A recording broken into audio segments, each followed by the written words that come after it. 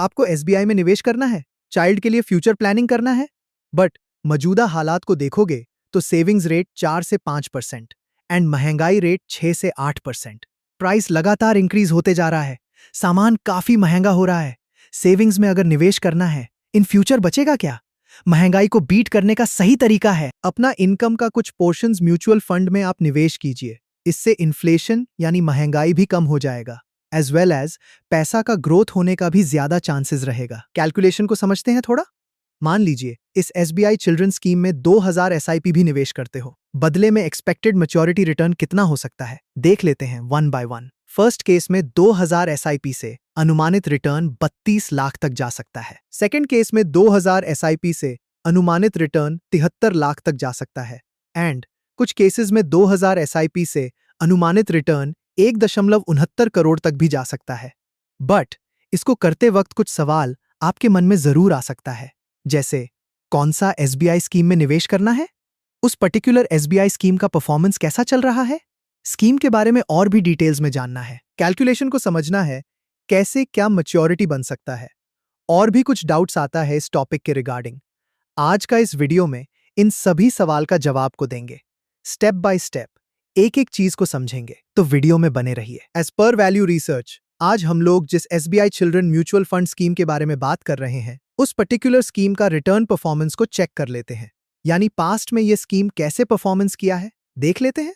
Last 1 साल में इस स्कीम ने 17% का रिटर्न दिया है। लास्ट 3 साल का परफॉर्मेंस 21% रहा है। लास्ट 5 साल का परफॉर्मेंस भी सेम 21% रहा है। ओवरऑल परफॉर्मेंस काफी बढ़िया रहा है, कंसिस्टेंटली 33% रहा है। और कुछ इंपॉर्टेंट डिटेल्स इस particular SBI children mutual fund scheme का, जैसे कि एयूएम फंड साइज यानी एसेट अंडर मैनेजमेंट। लोगों का इस स्कीम में नियर अबाउट 6000 करोड़ के ऊपर इन्वेस्टमेंट हो चुका ऑलरेडी। एक्सपेंस रेशियो यानी स्कीम मैनेजमेंट चार्जेस जितना कम होगा उतना बढ़िया है, 1.08% है इस स्कीम में, जो कि little bit on higher note है as per industry standards compared to other schemes in the market.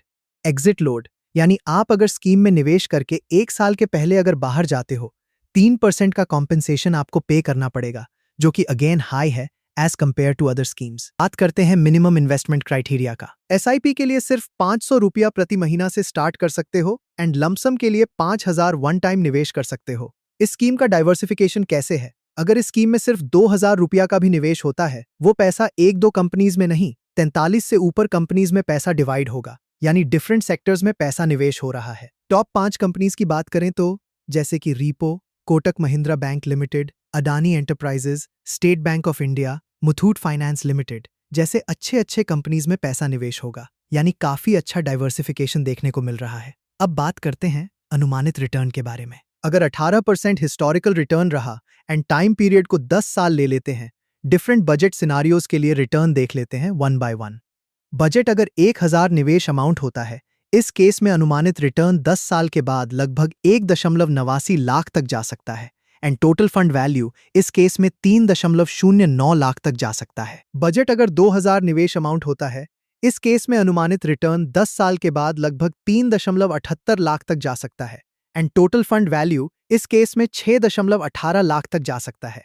Budget 5000 निवेश अमाउंट, इस केस में अनुमानित रिटर्न 10 साल के बाद लगभग 15.45 लाख तक भी जा सकता है, यानी 10 साल के बाद इतना रिटर्न आप एक्सपेक्ट कर सकते हो। बट इसी रिटर्न को अगर और इंक्रीज करना है, उसके लिए क्या स्ट्रैटेजी रहेगा, उसको हम लोग अच्छे से समझेंगे।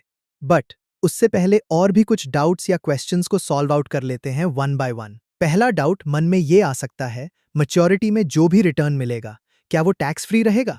तो इसका answer is no, tax free नहीं रहेगा। टैक्स तो भरना ही होगा, बट फुल अमाउंट पे नहीं। आप अगर 1 साल पहले पैसा को विथड्रॉ करते हो स्कीम से, एसटीसीजी देना पड़ेगा, यानी short term capital gain tax देना पड़ेगा 20% के हिसाब से। बट यही अगर 1 साल के बाद पैसा को विथड्रॉ करते हो, जो भी प्रॉफिट बनेगा 1,25,000 के ऊपर, उस पर आपको 12.5% का एलटीसीजी यानी long term capital gain tax भरना पड़ेगा। दूसरा डाउट ये रहता है, अगर कोई भी महीना एसआईपी इंस्टॉलमेंट मिस हो जाता तो फिर क्या होगा? देखिए, ऐसा हो सकता है डेफिनेटली।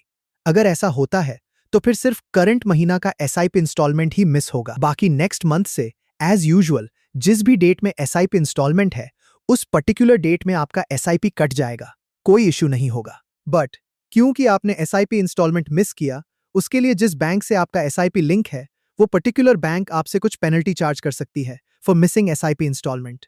कंटिन्यू करते हैं डिफर्ड रिटर्न स्ट्रैटेजी को, बिकॉज रिटर्न को और इंक्रीज करना है।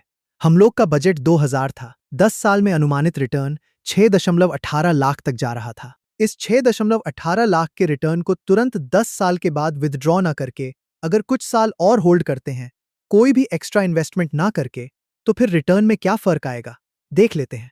6.18 लाख के रिटर्न को तुरंत विदड्रॉ ना करके अगर होल्ड किया जाता है, सपोज एक्स्ट्रा 10 साल के बाद अनुमानित फंड वैल्यू लगभग 26 लाख तक जा सकता है एंड टोटल फंड वैल्यू 10 साल के बाद लगभग 32 लाख तक जा सकता है। 6.18 लाख के रिटर्न को 15 साल अगर होल्ड किया जाता है, यानी इंस्टेड ऑफ 10 साल, 15 साल के बाद अनुमानित फंड वैल्यू लगभग 67 लाख तक जा सकता है एंड टोटल फंड वैल्यू 15 साल के बाद लगभग 73 लाख तक जा सकता है। 6.18 लाख के रिटर्न को 20 साल अगर होल्ड किया जाता है, 20 साल के बाद अनुमानित फंड वैल्यू लगभग 1.63 करोड़ तक जा सकता है एंड टोटल फंड वैल्यू इस केस में 20 साल के बाद लगभग 1.69 करोड़ तक भी पहुंच सकता है। आपका इन्वेस्टमेंट स्ट्रैटेजी क्या रहेगा? इस वीडियो में कमेंट जरूर कीजिए। यानी इमीडिएट रिटर्न के लिए जाना है एंड लो रिटर्न में कॉम्प्रोमाइज करना है, या फिर होल्डिंग स्ट्रैटेजी अपनाना है ताकि अच्छा कंपाउंडिंग मिले एंड हाई रिटर्न मिलने के चांसेस रहें बच्चों के अच्छे भविष्य के लिए। यह खुद आपको डिसाइड करना है। एज पर वैल्यू रिसर्च, जिस एसबीआई म्यूचुअल फंड स्कीम के बारे में आज हम लोग बात किए हैं, वो है SBI children's fund investment plan. ये किसी भी तरह का रिकमेंडेशन नहीं है। खुद रिसर्च कीजिए, देन इन्वेस्ट कीजिए। अगर आपको इस स्कीम या प्लान के अलावा और भी अच्छे पॉपुलर ट्रेंडिंग प्लान्स के बारे में जानना है, तो इस वीडियो को जरूर देखिए। मैं आपसे मिलता हूं उस वीडियो में। Thank you. म्यूचुअल फंड निवेश बाजार जोखिमों के अधीन होते हैं। Please read all scheme related documents carefully before investing.